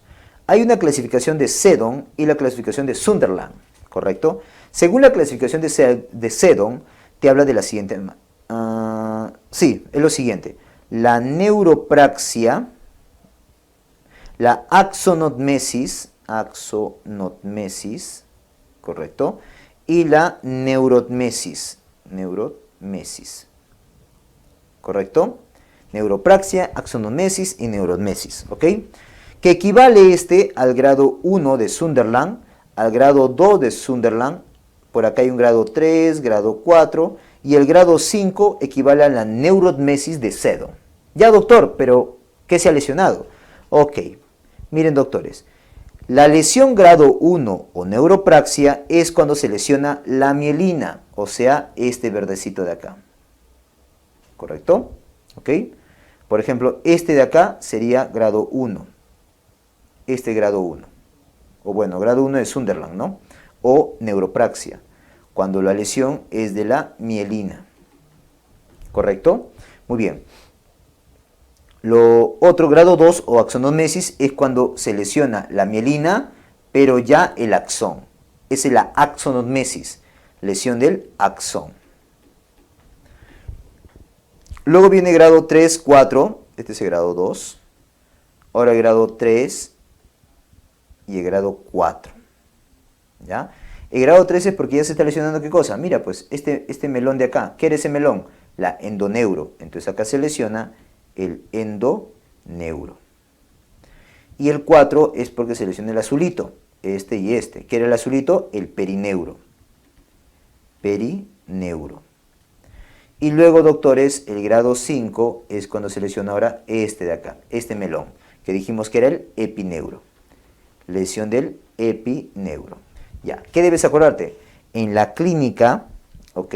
En esta clínica, ¿qué afectación va a haber? Motora, sensitiva, los dos, más motora, más sensitiva, etc. Cuando hay cuando lo que se lesiona la mielina, hay clínica tanto motora y sensitiva, pero más que todo clínica motora. En cambio, todo lo demás ya es una lesión completa, o sea, tanto motora como sensitiva. ¿Ya? Ahora, ¿se recupera o no? Ok, ¿cuánto tiempo se demora si es que se recupera? Ya. Mira, esta neuropraxia sí se recupera, pero se demora semanas. Hexaxonomesis sí se recupera, pero se demora meses. El grado 3 puede, como no puede, ¿ok?, recuperarse. Pero el grado 4 y 5, olvídate, esa no se va a recuperar. ¿Ok? No se recupera. ¿Estamos de acuerdo? Muy bien. Doctor, otra que te pueden preguntar es lo siguiente. Cuando se lesiona el nervio, vamos a agrandar esta parte, ahí está. Cuando se lesiona el nervio, mira, ahí está, lugar de la lesión, va a haber cambios en esta neurona, ¿ya? ¿Qué cambio, doctor? Va a haber, la parte distal se va a degenerar, la parte distal a la lesión.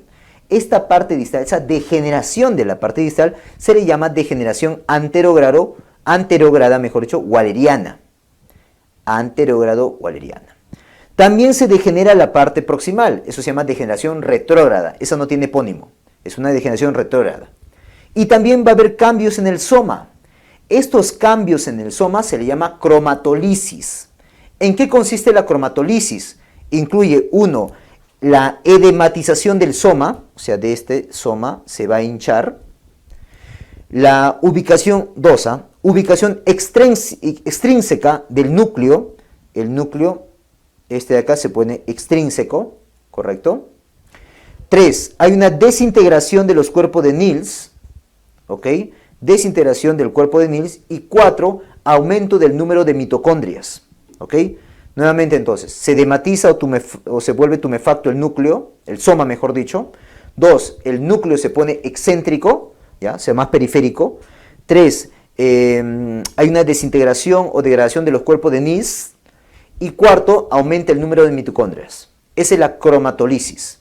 Entonces, conclusión, hay 3 cambios que ocurren cuando hay una lesión de neurona o de nervio, que sería la degeneración anterógrada waleriana, la degeneración retrógrada y la cromatolisis, que ya te dije qué cosa es la cromatolisis. ¿Correcto? Muy bien, doctores. Listo. Hasta ahí lo que es esta parte de lesión de nervio.